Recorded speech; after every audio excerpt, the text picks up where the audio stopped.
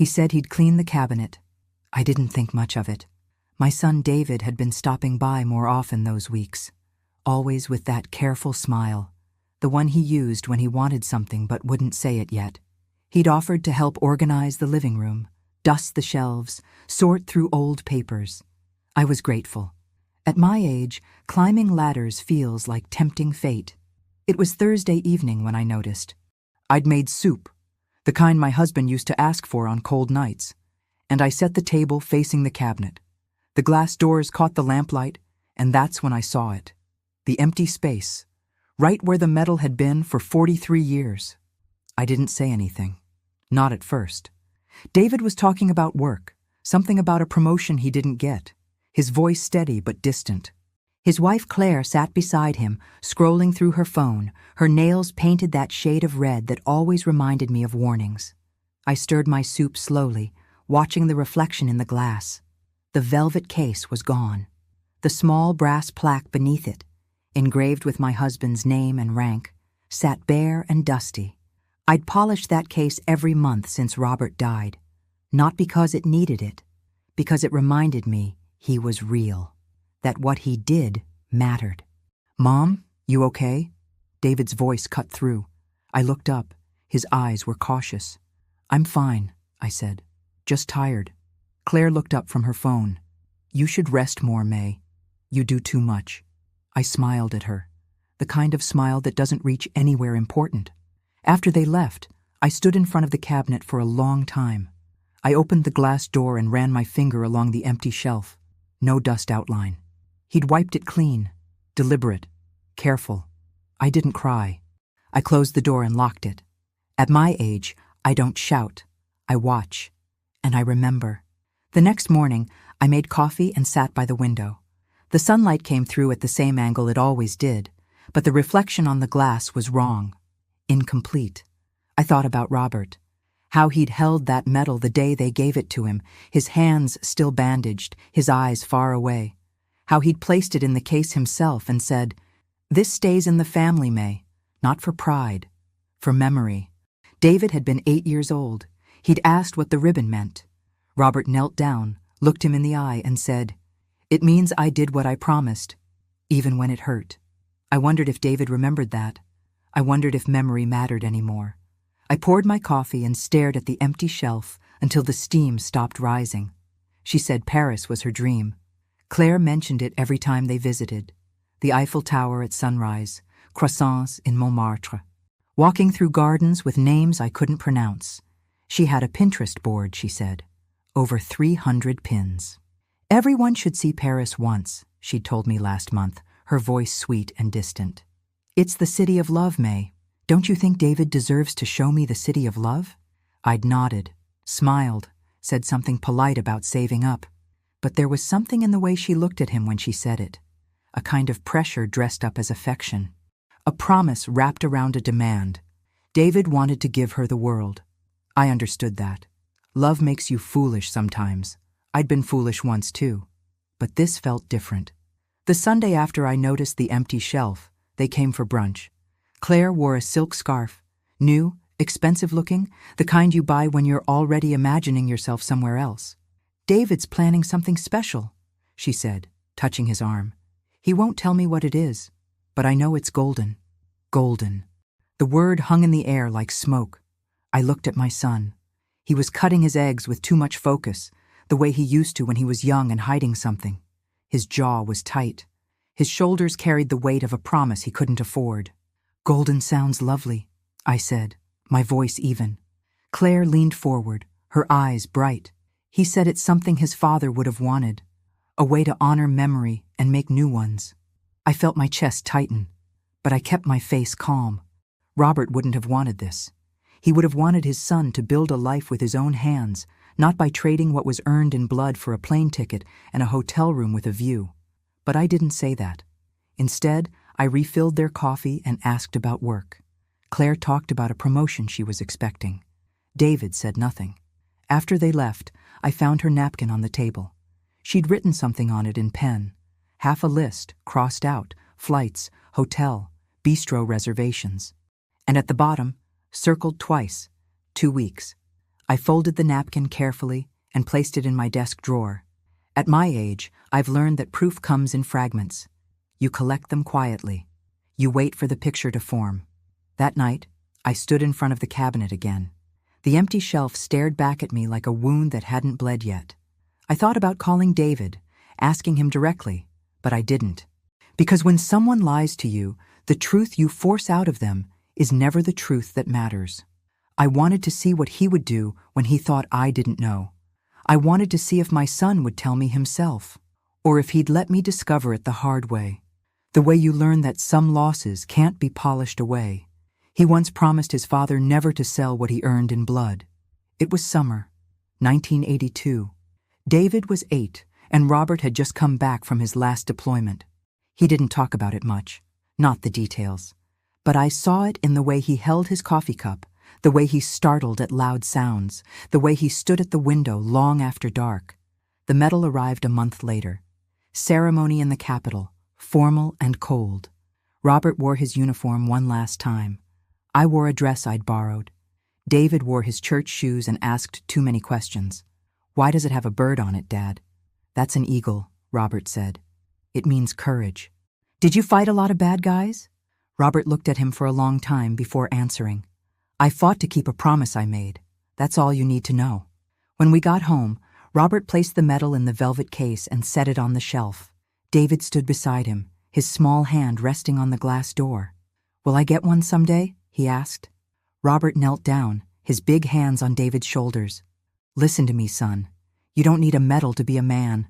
But if you're ever given something that represents what you've suffered for, what you've bled for, you never let it go. Not for money, not for comfort, not for anything." David nodded, serious as a soldier. "Promise me," Robert said. "I promise, Dad." I'd watched from the doorway, my arms crossed, my throat tight. I believed him then. Now, standing in the same room 4 decades later, I wondered when the promise had become inconvenient. When had honor turned into weight? When had memory become something you could trade for 2 weeks in a city you'd only seen in pictures?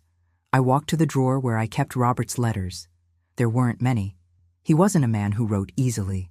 But there was one, folded and soft from handling, that he'd written to David before his last deployment. "Take care of your mother. Remember what I've taught you. Keep your word, even when it costs you." I held the letter for a long time, feeling the thin paper between my fingers. David had kept it once, framed it even. It used to hang in his apartment before Claire. I hadn't seen it in years. That evening, I made tea and sat by the window. The sky was bruising into dusk, and the light on the empty shelf looked almost mournful. I thought about calling him, reminding him, asking if he remembered that summer day, that kneeling promise, that young boy's certainty. But I didn't, because I realized something that made my chest ache. He did remember. He remembered, and he sold it anyway. And that was the real betrayal. Not forgetting, but remembering, and choosing to ignore what it meant. I closed my eyes and let the tea go cold in my hands. At my age, you learn that the hardest wounds are the ones people give you on purpose. In the drawer, I found the velvet case. It was Tuesday morning. I'd been looking for my reading glasses, the ones I always misplace, the ones Robert used to find within seconds, and I opened the drawer beneath the cabinet. That's when I saw it, the velvet case, empty, tilted on its side like something discarded in a hurry. My hands shook as I lifted it out. The hinges were still tight, the interior satin still smooth, but the depression where the metal had rested was hollow, mocking. And then I saw the paper, folded once, tucked beneath the case. A receipt. I unfolded it carefully. My breath caught somewhere between my lungs and my throat. Galerie Moreau, Marseille. Acquisition, military decoration, 20th century value assessed, $8,500 contact, J. Beaumont, private collector. There was a phone number, a date, 3 weeks ago, and at the bottom, in David's handwriting, deposit confirmed. I sat down on the floor, still holding the receipt. 8,500 euros. I did the math in my head. Flights to Paris, hotel, restaurants, the silk scarf, the golden promise. It added up exactly. I thought about the drawer, about how David must have opened it after I'd gone to bed, after I'd trusted him alone in my home. How he must have wrapped the medal carefully, maybe even looked at it one last time before placing it in a box. How he must have told himself it was worth it. I folded the receipt back into a small square and placed it in my pocket. Then I stood, put the velvet case back where I'd found it, and closed the drawer. I didn't call him. Not yet. Instead, I walked to the phone and dialed the number on the receipt. It rang 4 times before a man answered in French-accented English. "Galerie Moreau. This is May Winters," I said, my voice steady despite the storm in my chest. "I believe my son recently sold you a medal." There was a pause, the sound of papers shuffling. "Ah, oui, the American service decoration." "Yes, madame. A beautiful piece. It has already been purchased by a private buyer." My throat tightened. "I see. Is there a problem?" I closed my eyes. "No, no problem, thank you." I hung up before he could ask anything else. I stood there in the kitchen, the receipt burning a hole in my pocket, the empty shelf visible through the doorway. At my age, I've learned that some questions don't need to be asked aloud. The answer was already written in the space between us, in the locked drawer, the folded receipt, the silence my son had wrapped around his theft. He'd taken what wasn't his to give, and somewhere in France, a stranger now held the only proof my husband had ever been brave.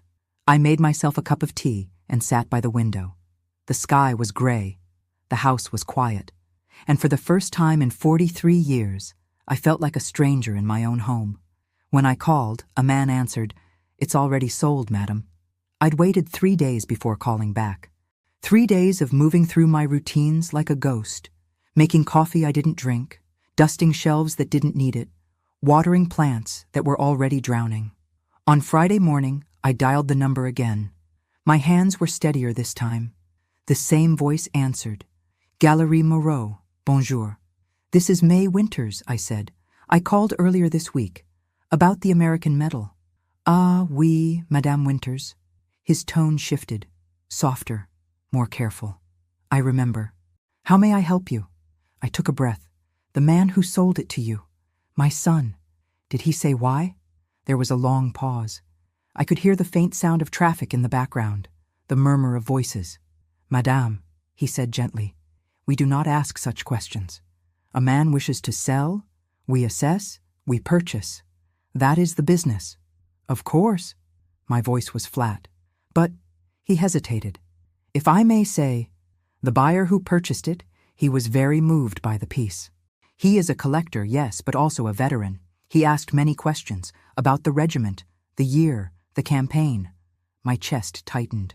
"What did you tell him?" "Only what was engraved, the name, Robert Winters, the year of service. He said it was an honor to preserve such a thing. An honor."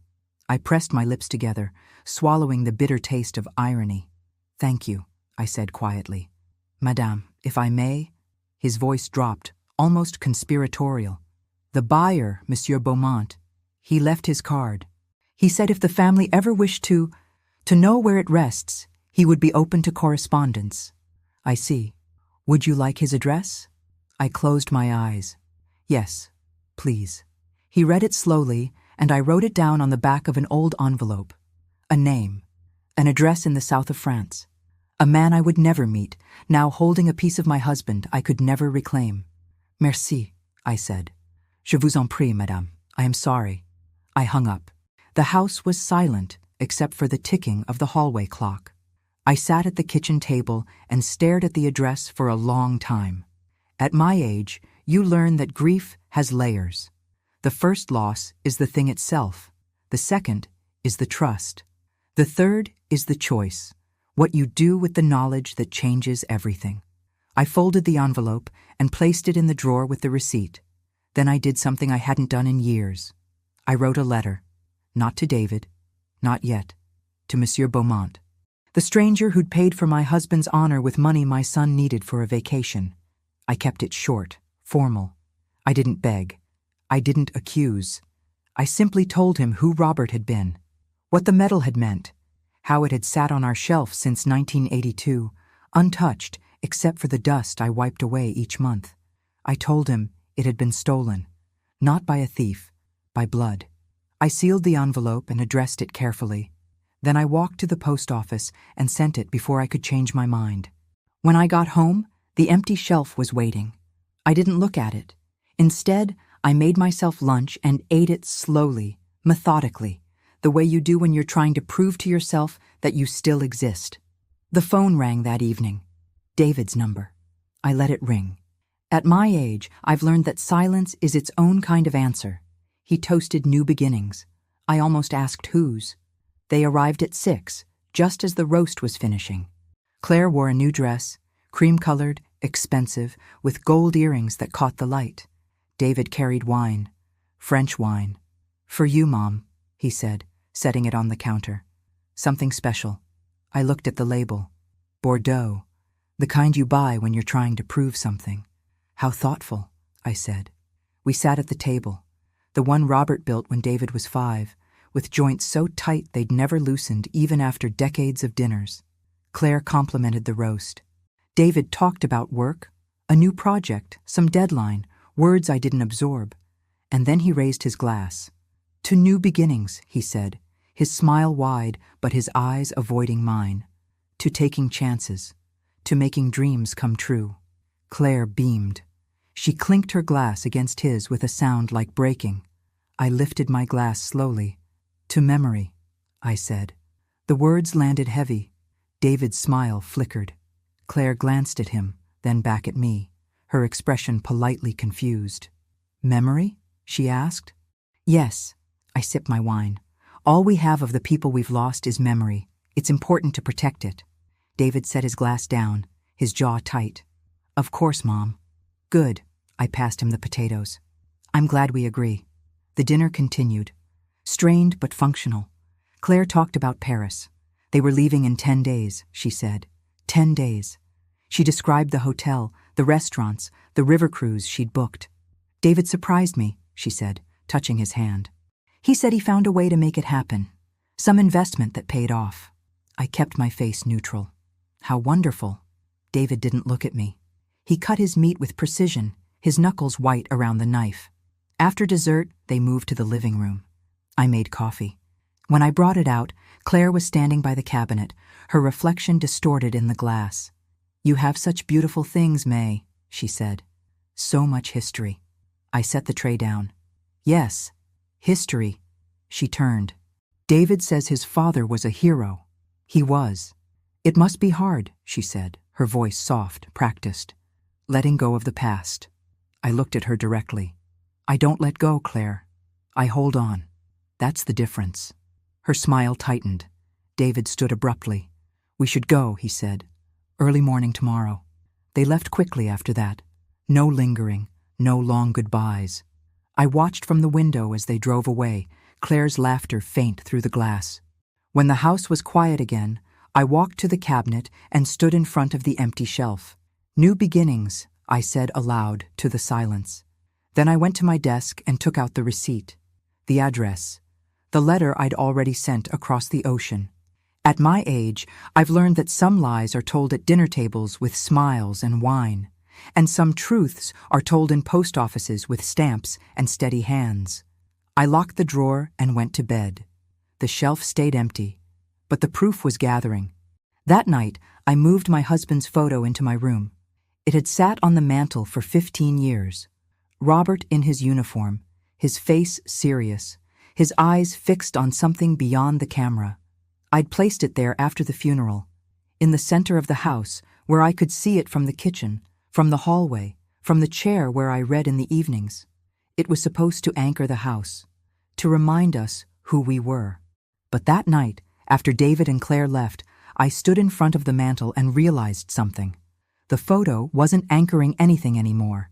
It was just another thing David walked past without seeing. I lifted it carefully, wiping dust from the frame, and carried it into my bedroom. I set it on the nightstand beside my bed, close enough to whisper to if I needed, far enough that it didn't feel like grief was suffocating me. "I'm sorry," I said to the photo, to Robert's frozen smile. I tried to teach him. The room didn't answer. I lay in bed that night, staring at the ceiling, listening to the house settle around me. Every creak felt like accusation. Every silence felt like abandonment. I thought about trust. How I'd trusted David with keys to my house, with access to my memories, with the belief that blood meant something more than convenience. How I'd trusted that the boy who'd promised his father never to sell honor for comfort would become a man who kept that promise. How wrong I'd been. Trust, I realized, isn't something you give once and keep forever. It's something you rebuild every day, every choice, every moment someone decides whether your faith in them is worth protecting. David had decided it wasn't. And that decision, that singular, selfish decision, had broken something I didn't know how to fix. The next morning, I woke early. The sun hadn't risen yet, but the sky was bruising into that soft gray that comes before light. I made coffee and sat by the window. The empty shelf was visible from where I sat, a dark rectangle in the glass, a void. I thought about calling David, confronting him, asking him how he could do this, how he could take the one thing his father had asked him to protect and trade it for a vacation, a promise to a woman who didn't even remember Robert's name. But I didn't, because I knew what he would say. He would apologize, he would cry maybe. He would say he needed the money, that he was desperate, that he thought I wouldn't notice. He would say he was sorry, and then he would go to Paris anyway. Because apologies don't undo what's already done. I finished my coffee and set the cup in the sink. Then I walked to the cabinet and opened the glass door. I ran my hand along the empty shelf, the space where 43 years of honor had rested, gathering dust and meaning. I didn't cry. I just stood there, my palm flat against cold wood, and made myself feel the absence. At my age, I've learned that some losses aren't about what's gone. They're about what remains. And what remained was this: a son I didn't recognize, a shelf that would never be full again, and a promise broken so completely that even the echo of it had disappeared. I closed the cabinet and locked it. The key went into my pocket, and Robert's photo stayed in my room where only I could see it. Postmarked 3 weeks later, no return address. The envelope arrived on a Wednesday, plain, cream-colored, my name written in careful script across the front. I found it in the mailbox between a grocery flyer and a bill from the electric company. There was no return address, just a postmark from Marseille and a date. I carried it inside slowly, my hands unsteady. I set it on the kitchen table and stared at it for a long time before opening it. At my age, you learn to recognize when something is about to change, when the air shifts, when the story you've been living suddenly bends towards something you didn't expect. This was one of those moments. I made tea first. Chamomile. The kind Robert used to mock me for drinking because he said it tasted like grass. I sat down, the steam rising between me and the envelope. Then I opened it. Inside was a single folded letter, and beneath it, wrapped carefully in tissue paper, something small and heavy. I unfolded the letter first. The handwriting was neat, formal, the English slightly formal, in that way people who learned it as a second language often write. So, Madam Winters, I received your letter. I will admit, it troubled me greatly. When I purchased the medal from Galerie Moreau, I believed I was acquiring a piece of history, an artifact to honor and preserve. I am a collector, yes, but also a veteran. I understand what such symbols mean. Your letter has shown me that I was mistaken. This medal does not belong in a collection. It does not belong to a stranger in France who never knew the man who earned it. It belongs with you. I am returning it, not because I do not value it, but because I do, and because some things should never be bought or sold. Please accept my deepest respect, not only for your late husband's service, but for your dignity in this matter. With regards, Jean-Luc Beaumont. I read the letter twice, then a third time. My hands were shaking. I set the letter down carefully and unwrapped the tissue paper. The medal was there, Robert's medal, the eagle, the ribbon, the engraving on the back, Captain Robert L. Winters, 1982. I held it in my palm, feeling the weight of it. The small, heavy proof that my husband had existed, had mattered, had kept his promises even when it hurt. The weight of what my son had tried to erase. I sat there at the kitchen table for a long time, the metal cold against my skin, the letter spread out in front of me. A stranger had done what my son couldn't. He'd remembered what honor meant. He'd chosen to return what had been stolen, not because anyone forced him, but because it was right. I thought about Jean-Luc Beaumont, a man I would never meet, a man who'd spent 8,000 euros to own something beautiful, only to give it back when he learned the cost wasn't just money. And I thought about David, my son, the boy Robert had knelt down to, had whispered promises to, had trusted with the one thing that mattered, the boy who'd sold his father's blood for a plane ticket. I folded the letter carefully and placed it back in the envelope. Then I stood and walked to the cabinet. I unlocked the glass door, and I placed the medal back on the shelf, exactly where it had always been. The velvet case was still in the drawer. I left it there. The medal sat bare on the wood, exposed and honest. A stranger had given it back. Now, I had to decide what to do with it. At my age, I've learned that justice doesn't always look like punishment. Sometimes it looks like a man in Marseille who remembered what mattered. And sometimes it looks like a mother who's about to show her son what he's lost. It said, "This doesn't belong to you. It belongs to someone who remembers." I read the line over and over until the words blurred. Jean-Luc Beaumont's letter sat beside me on the table, the edges slightly worn from how many times I'd unfolded it. How many times I'd tried to understand what it meant that a stranger had more integrity than my own blood. This doesn't belong to you. It belongs to someone who remembers. 7 words that drew a line between David and me, between forgetting and honoring, between a son who saw a price tag and a mother who saw a life. I thought about the moment Jean-Luc must have opened my letter, sitting in some office or cafe in Marseille, reading about Robert, about the promise, about the boy who'd sworn never to let it go. I wondered if he'd been angry or just sad. The same way I was sad now, not the sharp, bleeding kind of sadness, but the dull ache of disappointment that settles into your bones and doesn't leave. That evening, I sat by the window with the medal in my hand. The light caught the ribbon.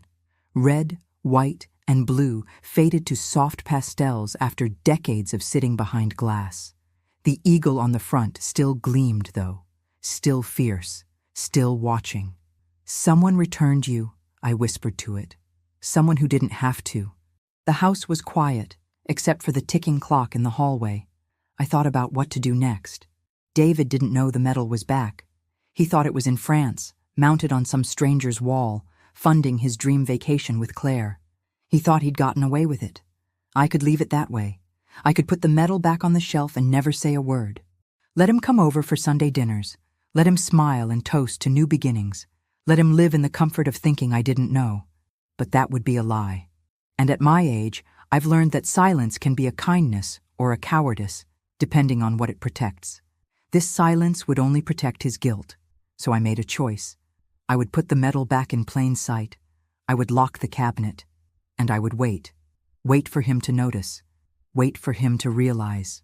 Wait for the moment when he'd have to face what he'd done.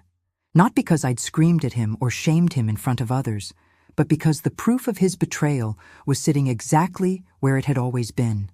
Unmoved. Unmovable. A stranger had sent it back.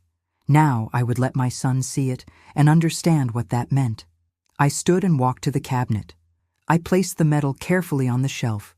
No case, no glass barrier, just the bare metal on wood, honest and exposed. Then I locked the door.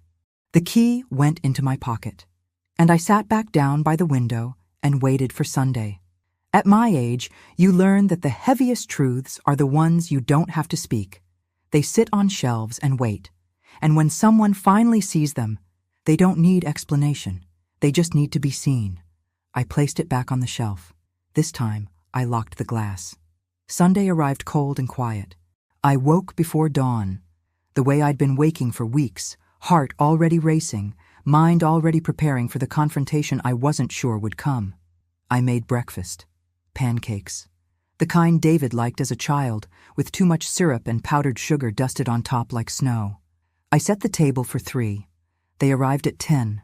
Claire in another new outfit, David carrying flowers he must have bought at the grocery store, carnations wilting at the edges. "For you, Mom," he said, his smile careful. I took them without comment and put them in water. We ate. Conversation was thin, stretched tight over silences neither of them seemed to notice. Claire talked about Paris, 5 days now, 5 days until they left. She described the restaurant where David had made reservations, the view from their hotel, the river. David said little. He ate slowly, his eyes flicking toward the living room every few minutes. I watched him watch the cabinet. After breakfast, I cleared the plates. "Coffee in the living room?" I asked. "Sure," David said. We moved to the couches. Claire sat closest to the cabinet, her back to it. David sat across from me, his hands folded in his lap like a child waiting for punishment. I poured coffee, passed the sugar, and then I waited. It took him 4 minutes, 4 minutes of strained small talk before his eyes drifted to the cabinet, to the glass door, to the shelf inside. He froze. His cup stopped halfway to his mouth. His face went pale. I watched him see it. The metal, bare on the wood. No case, no ceremony, just sitting there as if it had never left. His mouth opened slightly, closed, opened again. "Mom," he said, his voice thin. "That's—" "Yes," I said calmly. "It's back." Claire turned, confused. "What's back?" David didn't answer. He was staring at the metal like it was a ghost. "How?" he whispered. I set my coffee down and met his eyes. "Someone sent it back." "Who?" "The man who bought it." The silence that followed was so complete I could hear the clock in the hallway ticking. David's face shifted through a dozen expressions, confusion, panic, shame, anger, before settling on something hollow. "I don't understand," he said. "Yes, you do." Claire looked between us. "David, what's going on?" He didn't answer her. He stood abruptly, walked to the cabinet, and stared at the metal through the glass.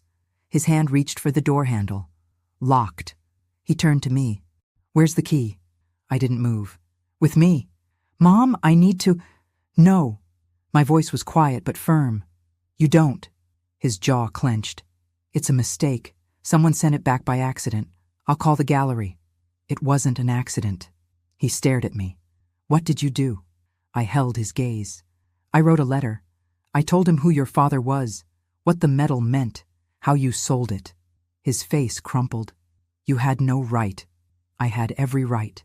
My voice didn't rise. It didn't need to. "Robert was my husband. That metal sat on this shelf for 43 years. You took it without asking. You sold it without telling me. And now a stranger in France has more respect for your father's memory than you do." Claire stood. "David, what is she talking about?" He didn't answer. He just stood there, staring at the metal, his hands shaking. I stood and walked to the cabinet. I unlocked it slowly, deliberately. Then I took the metal off the shelf and held it out to him. "Here," I said. "Take it. It's yours now. Do whatever you want with it." He didn't move. "Take it," I said again. His hands stayed at his sides. "I can't," he whispered. "Why not?" Tears welled in his eyes. "Because it's not mine." I lowered my hand. "No, it's not." He saw it there and froze. I didn't explain how it came back. The silence stretched between us like broken glass, sharp, impossible to cross without bleeding. David stood at the cabinet, his reflection pale in the locked glass. His hand had dropped from the handle. His shoulders had curved inward, the way they used to when he was small and knew he'd done something he couldn't undo. Claire had stopped asking questions. She sat on the couch, her coffee untouched, her eyes moving between us like she was watching a play she didn't understand but knew would end badly. "Mom," David said finally, his voice barely above a whisper. "Please." "Please what?" He turned to face me. His eyes were red. "I was going to tell you." I didn't answer. "I was," he insisted, louder now. "After the trip. I was going to explain everything. I was going to—" "Going to what?" I kept my voice level. "Replace it? Buy another metal and hope I wouldn't notice? Or were you just going to hope I'd forget it was ever there?" He flinched. "It wasn't like that." "Then what was it like, David?" He opened his mouth, closed it. His hands clenched at his sides. "We needed the money. Claire's been talking about Paris for years, and I wanted to give her something. Something special, something she'd remember. And your father's memory wasn't enough to stop you. The words landed like stones. David's face crumpled, but I didn't look away. He trusted you, I continued quietly. That summer day when you were 8 years old, when you stood right there and promised him. Do you remember? Of course I remember. Then why? Because, his voice cracked, because I'm 46 years old and I still can't afford to give my wife what she wants, because every month is tight and every bill is a fight, and I just wanted one thing to work out, one thing to feel like I'd done something right. Tears ran down his face now, unchecked. So you sold your father's honor to feel like a good husband. He sobbed once, a sound torn from somewhere deep. Claire stood, moved toward him, but he stepped away from her touch. I didn't think you'd find out, he whispered. I thought it would just disappear and you'd think you'd misplaced it, or I'm old enough to forget. I finished the sentence for him.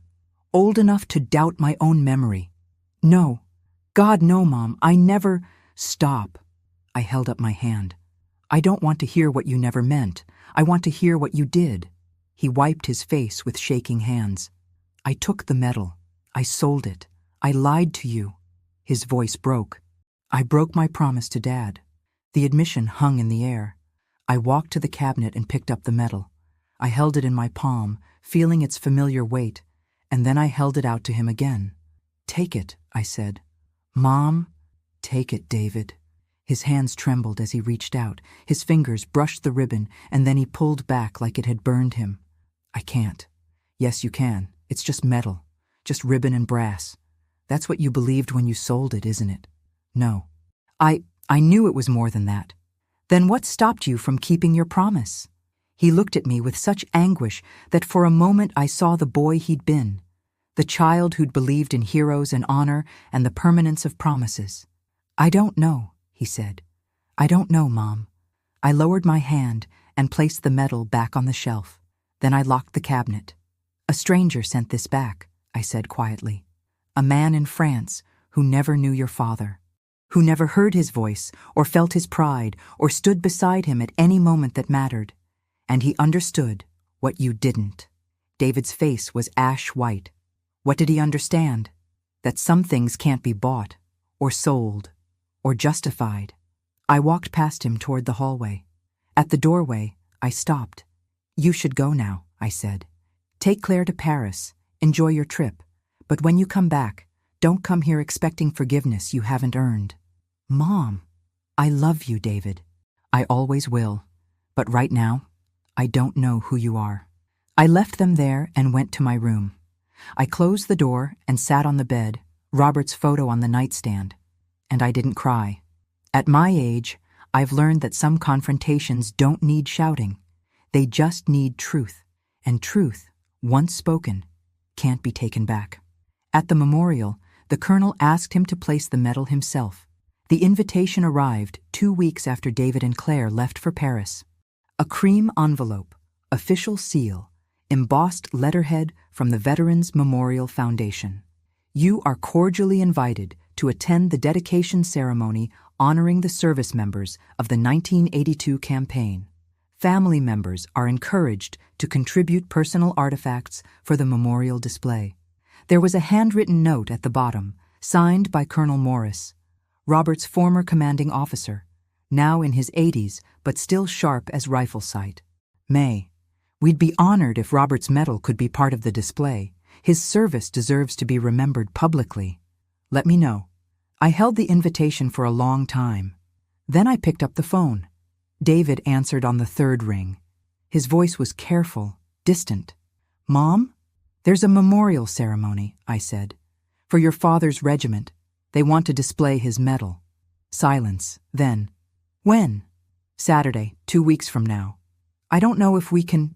You'll be there, I said quietly. Both of you. Mom, Colonel Morris specifically asked for family to participate. He wants you to place the medal in the display case yourself, during the ceremony, in front of everyone. I heard him exhale shakily. Why would he ask me? Because you're Robert's son. Because that's what sons do. They honor their fathers publicly. Another long silence. Did you tell him? Tell him what, David? About what happened? No. I didn't tell him you sold your father's medal for a vacation. I didn't tell him a stranger in France had to send it back. I didn't tell him any of that. Then why? Because he doesn't need to know. But you do need to stand there in front of your father's friends, his brothers in arms, and place that medal in the case. You need to feel what that means. I heard Claire's voice in the background, muffled, questioning. We'll be there, David said finally, his voice hollow. Good. I hung up before he could say anything else. The ceremony was held at the State Veterans Hall, a building that smelled like old wood and brass polish, with flags lining the walls and photographs of young men in uniforms who'd grown old or died trying. I arrived early.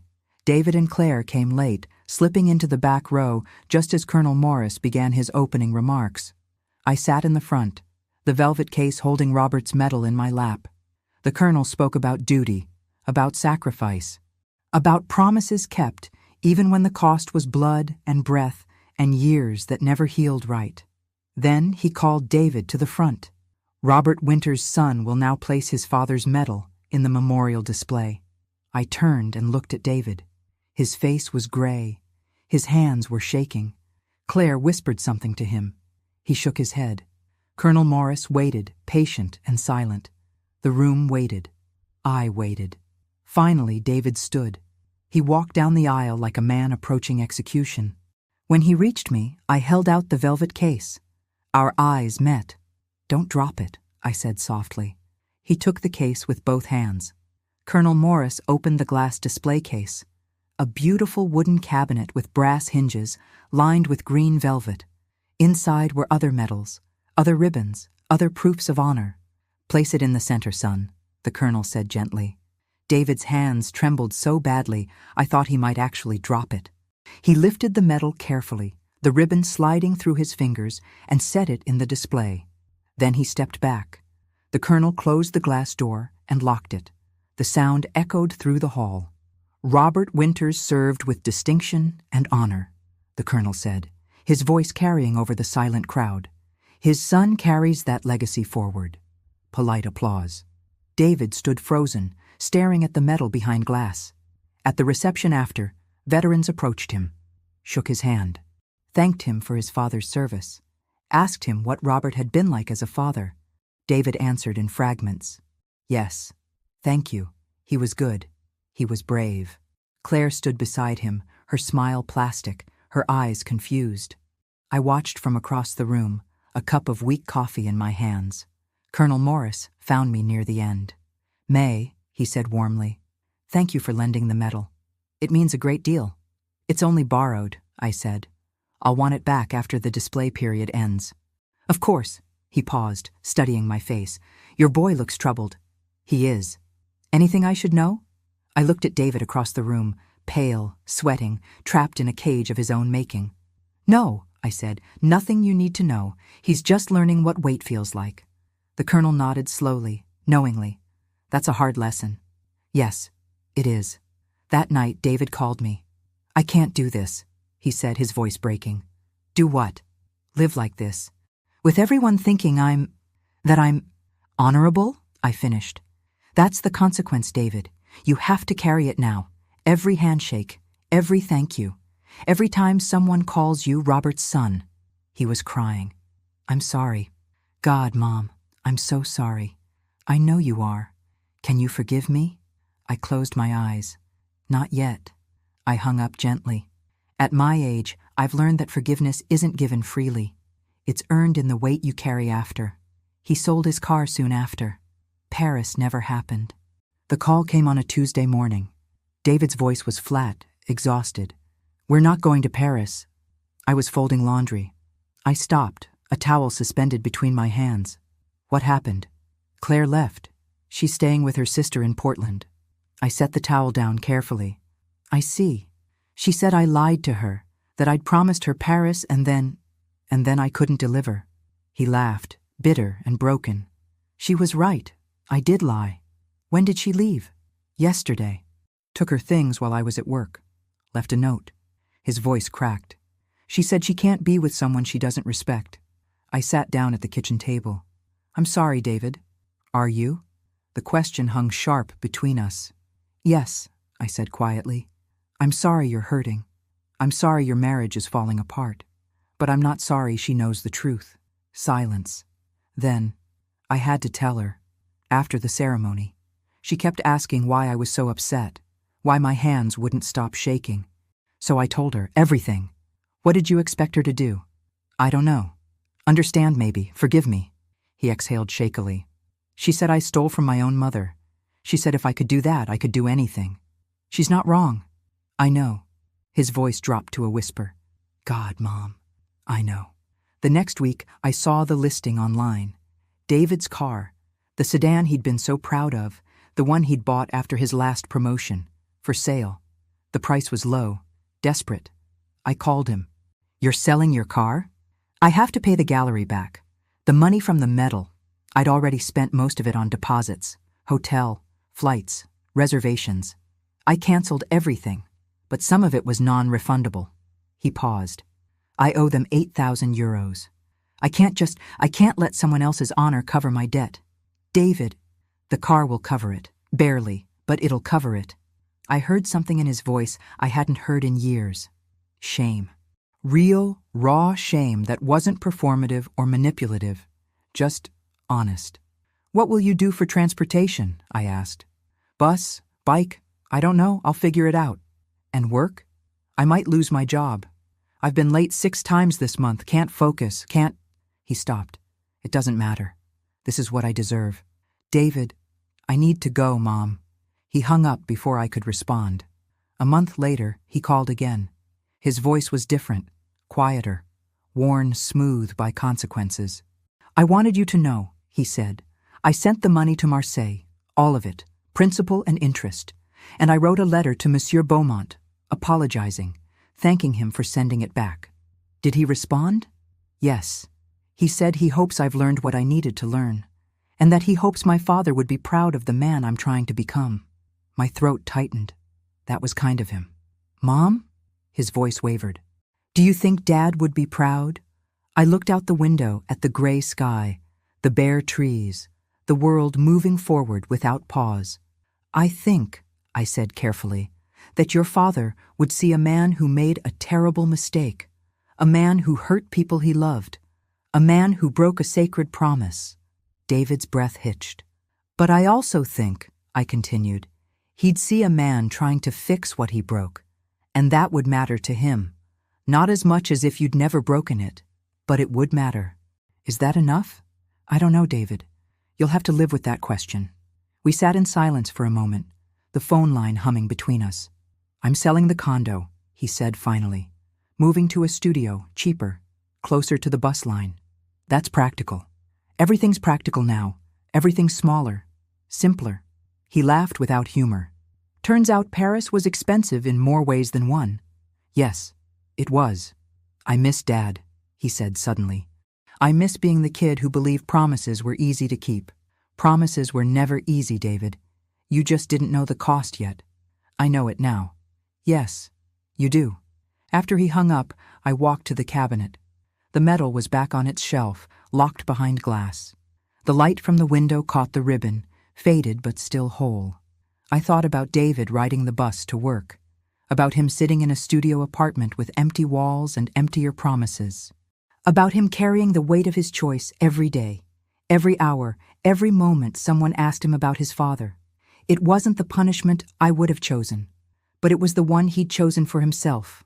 And at my age, I've learned that the hardest falls are the ones you see coming but can't stop, because the ground doesn't care about your regret. It just waits for impact. I stopped visiting their home. I still answer when he calls, once a month. The first Sunday David didn't come for dinner. I set the table for 2 by habit. Then I stared at the empty chair and cleared it away. It stayed that way for months. He called on the first Sunday of November. Mom, I was wondering if I could come by, for dinner, like we used to. I stood in my kitchen, the phone pressed to my ear, and felt the pull of old patterns, the instinct to say yes, to smooth things over, to pretend wounds heal, just because time passes. Not yet, I said gently. When? I don't know. Mom, please, I'm trying. I've been trying so hard. I need to know there's a way back. There is, I said. But it's not a shortcut, and it's not on my timetable. He was quiet for a long moment. Okay, you can call me once a month, I continued. I'll answer. We can talk. But I'm not ready for you in my home yet. I'm not ready to sit across from you and pretend everything's normal. Is it ever going to be normal again? I looked at the empty shelf where the medal sat, no longer polished, no longer perfect, just present. No, I said honestly. It won't be what it was, but it might be something else, something we build slowly. I can live with that. Good. We started a rhythm. First Sunday of every month, he called. We talked for 20 minutes, sometimes 30. He told me about his new apartment, his job search after he was laid off, the therapy he'd started attending. I listened. I didn't offer solutions. I didn't forgive. I just listened. In February, he asked if I needed help with anything. The gutters, maybe, or the yard. Spring's coming. I hired someone, I said. Oh. The disappointment in his voice was palpable. That's good. That's smart. Yes. In March, he mentioned Claire had filed for divorce. It's almost final. She's engaged to someone else already, someone with his life together, I guess. I'm sorry. Are you? Yes, David. I'm sorry you're in pain, even if it's pain you earned. He laughed shakily. You don't pull punches anymore, do you? At my age, I don't have time for dishonesty. I respect that. I do. In April, I drove past his studio apartment. I didn't stop. I didn't knock. But I sat in my car across the street and looked at the building, small, tired, the paint peeling on the window frames. I thought about going inside, about seeing how he lived now, about offering help or money or some gesture of reconciliation. But I didn't, because this wasn't about punishment. It was about boundaries. I'd learned too late that love without boundaries isn't love. It's enabling. It's permission to hurt without consequence. David needed to live in the aftermath of his choices. Not forever, but long enough to understand what he'd almost destroyed. In May, he called on the first Sunday as usual. Mom, I got a job. That's wonderful. It's not what I used to do. It's warehouse work, loading trucks, early mornings, but it's honest work, and it pays. Your father would respect that. His voice broke. You think so? Yes. We talked about his schedule, about his new coworkers, about the simple, ordinary details of a life being rebuilt brick by brick. At the end of the call, he asked the question he asked every month. Can I see you? Just coffee maybe, somewhere neutral. And for the first time, I hesitated. Not because I wanted to punish him, but because I wanted to be sure. Sure that when I looked at him, I wouldn't see only what he'd taken, that I could see the man he was trying to become. Not yet, I said softly. But soon, David. Soon. Okay? He sounded lighter, hopeful. I can wait. After I hung up, I walked to the cabinet and unlocked it. I took out the medal and held it in my palm, feeling its weight, its history, its silent witness to everything that had broken and everything that might still heal. He's trying, I said to Robert's memory. It's not enough yet, but he's trying. The house was quiet. The medal was heavy. And somewhere across town, my son was learning what I'd always known, that trust, once broken, doesn't heal on a schedule. It grows back slowly, in fragments, in gestures, in months of steady proof that the person you were is not the person you'll always be. I placed the medal back on the shelf, locked the cabinet, and waited for the day I'd be ready to unlock more than glass. Every morning, sunlight hits the medal. I don't dust it anymore. The medal sits on the shelf exactly as Jean-Luc Beaumont returned it. No velvet case, no ceremony. Just bare metal on wood, the ribbon faded to soft pastels, the eagle still watchful. I stopped polishing it 6 months ago, not out of neglect, but out of acceptance. It doesn't need to shine. It just needs to be. Every morning, the sun comes through the eastern window at the same angle it always has. The light catches the ribbon, illuminates the engraving on the back, and for a few perfect minutes, the living room glows with proof. Proof that Robert existed, that he mattered, that what he did still echoes. I sit in my chair by the window with my coffee and watch the light move across the glass. Some mornings, I think about the promise David made when he was 8. Other mornings, I think about the promise Jean-Luc Beaumont kept when he didn't have to. Most mornings, I just sit and remember.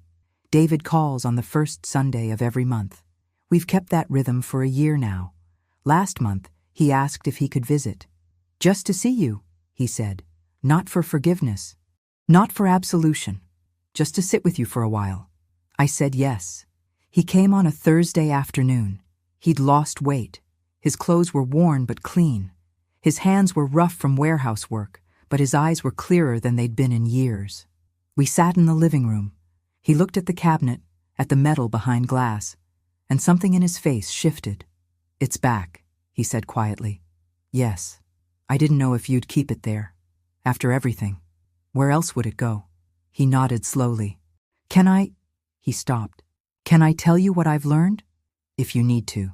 He leaned forward, elbows on his knees, hands clasped. "I learned that honor isn't something you inherit.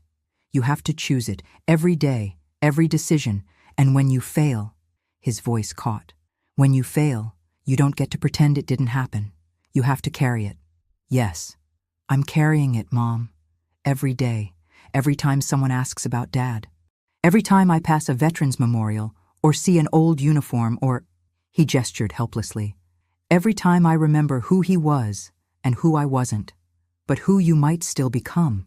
He looked at me, his eyes wet. "Do you believe that?" I set my coffee down and met his gaze. "I believe you're trying. I believe you're different than you were.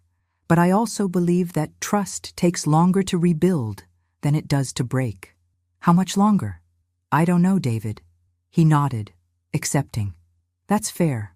We sat in silence for a while. Comfortable silence, the kind that doesn't need filling. Before he left, he stood at the cabinet and looked at the metal for a long time. "Thank you," he said finally. "For what?" "For keeping it. For not letting me destroy it completely." He turned to me. "For not letting me destroy us completely. We're not destroyed. Just different." "Yeah." He smiled faintly. "Different." After he left, I stood at the window and watched him walk to the bus stop. His shoulders were straighter than they'd been a year ago. His step was steadier. He was rebuilding, slowly, honestly. It would take time, but time was something I still had. That evening, I sat in my chair and watched the sunset light hit the metal one last time. The gold glowed warm against the dark wood, the ribbon casting thin shadows. I thought about Robert, about the boy who'd made a promise, about the stranger who'd kept a different kind of promise, about the long winding road between breaking and healing. The metal sat on its shelf, unpolished and honest. The cabinet stayed locked, and every morning the sunlight returned, illuminating what remained: memory, consequence, and the quiet, stubborn hope that some things, if you hold them carefully enough, if you refuse to let them disappear, might still mean something after all. At my age, I've learned that perfection isn't the goal. Presence is.